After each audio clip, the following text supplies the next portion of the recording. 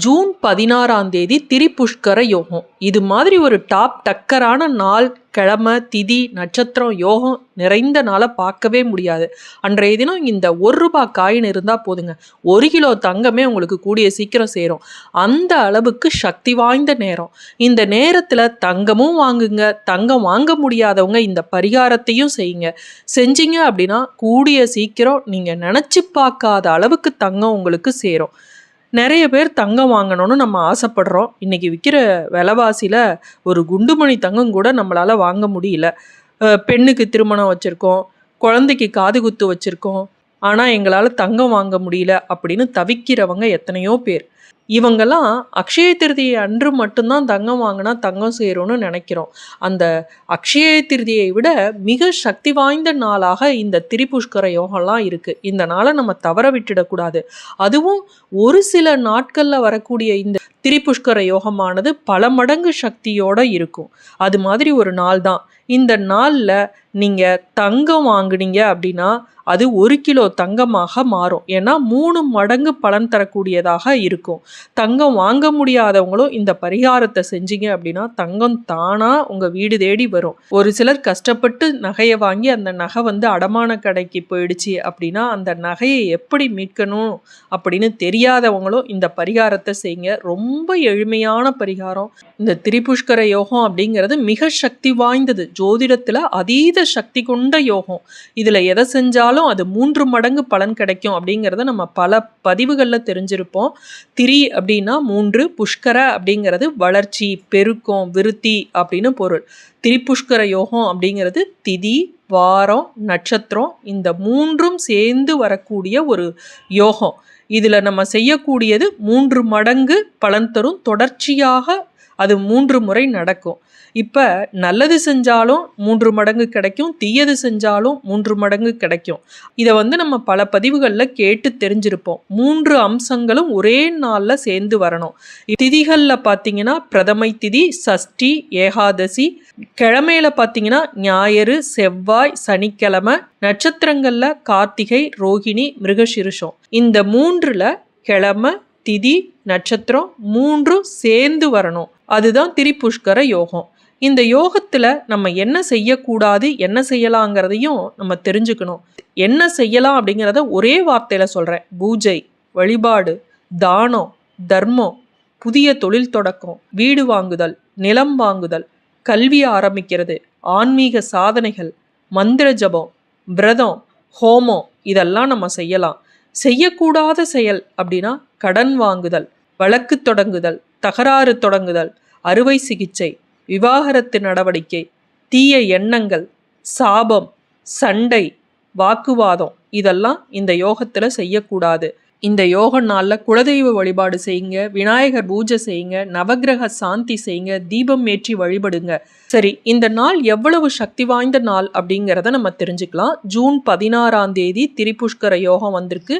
அன்றைய தினம் செவ்வாய்க்கிழமை, முருகபெருமானுக்கு உரிய நாள். அன்றைய நட்சத்திரம் என்ன அப்படின்னு பார்த்தீங்கன்னா திருவாதிரை நட்சத்திரம். திருவாதிரை அப்படிங்கிறது சிவபெருமானுக்குரிய நட்சத்திரம். இரவு 7:31 வரையும் திருவாதிரை நட்சத்திரம் இருக்குது.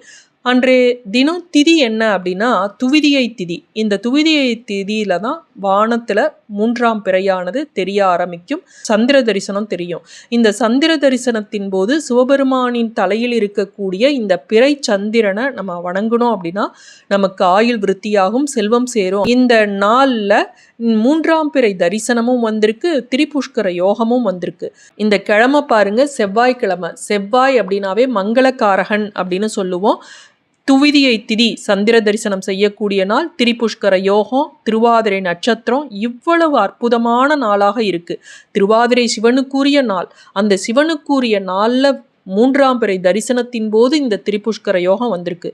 இந்த திரிபுஷ்கர யோகம் எப்போ ஆரம்பிக்குது அப்படின்னு பார்த்தீங்கன்னா ஈவினிங் 4:12க்கு ஆரம்பித்து இரவு 12:52 வரையும் இருக்குது.